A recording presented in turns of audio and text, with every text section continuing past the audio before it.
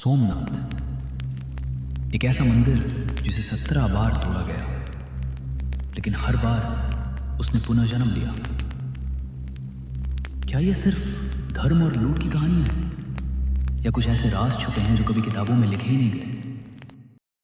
गुजरात के प्रभास पाटन में स्थित सोमनाथ मंदिर शुरू होता है कहानी से, चंद्रदेव और शिव की।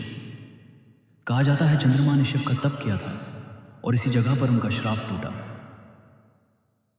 यह था सोमनाथ का पहला रूप, एक स्वयंभू शिवलिंग जिसे ना किसी ने बनाया ना किसी ने स्थापित किया। एक प्राकृतिक अद्भुत रूप जिसकी सदैव पूजा की जाती रही है।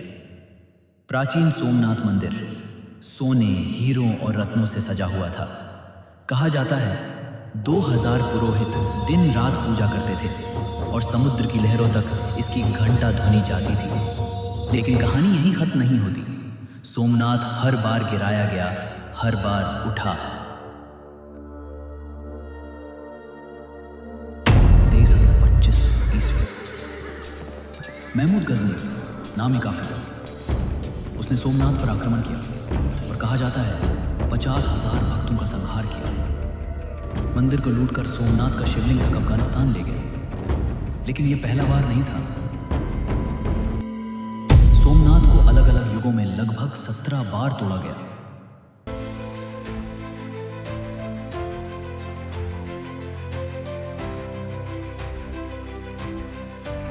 हर बार किसी और नाम के साथ, किसी और वजह के साथ।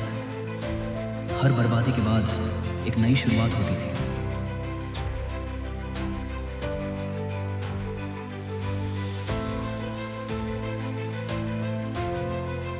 सोलंकी राजवंश, वाघेला, मराठा, हर किसी ने इसे फिर से उठाया और स्थानीय लोगों ने बार बार इसे फिर से बनाया। इस मंदिर को 17 बार गिराया गया और 17 बार इसने खुद को फिर से जीवित किया। किसी और देश के लिए यह कल्पना भी असंभव होती, पर यह भारत है जहां आस्था पतन से भी गहरी होती है। 1847 के बाद एक नया युग आया। सरदार वल्लभ भाई पटेल ने कहा, सोमनाथ का पुनर्जन्म भारत के पुनर्जन्म का प्रतीक होगा। और तब शुरू हुआ सोमनाथ का नया रूप। लेकिन सब कुछ इतना आसान नहीं था।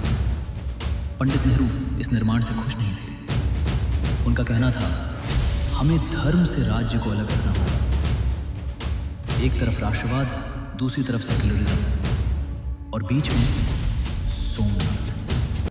आज का सोमनाथ पुराने पत्थरों का पुनर्जन्म है।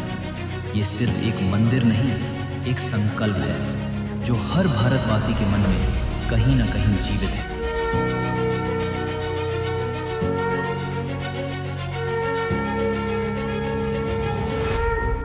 क्या आप जानते हैं, कुछ पुरातत्वविद ये मानते हैं कि सोमनाथ के नीचे एक गुप्त सुरंग है, एक ऐसी जगह जो इस मंदिर से भी ज्यादा प्राचीन है।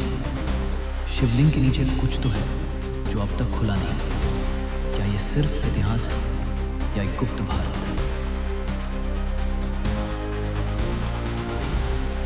सोमनाथ एक मंदिर नहीं, एक संकल्प है जिसे तोड़ा जा सकता है लेकिन मिटाया नहीं जा सकता। ये भारत की आत्मा का प्रतिनिधित्व करता है। जब भी गिरा तब खुद को फिर से खड़ा किया। यही है उसका असली रूप, एक पुनर्जन्म।